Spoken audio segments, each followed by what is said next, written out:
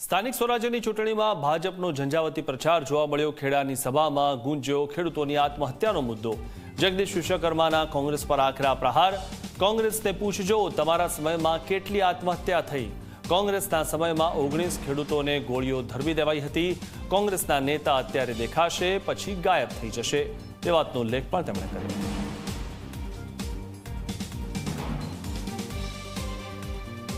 જે રીતે તમે સંજયજી વાત કરતા હતા કે છેલ્લા કેટલાય વર્ષોથી કોંગ્રેસવાળા છોડ ભૂલી ગયા છે, વળતા આવતા નથી અને કદાચ આવે તો પૂછો કે તમારા સમયની અંદર તમારા શાસનમાં જેટલા ખેડૂતોએ આત્મહત્યા કરી છે એની યાદી આપો ને।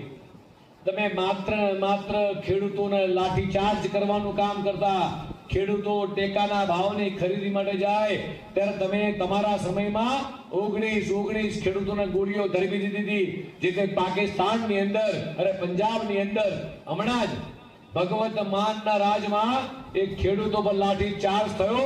આ લાઠીચાર્જ ગુજરાતના ખેડૂતો પર એ કોંગ્રેસના વખતમાં મિત્રો થયો હતો।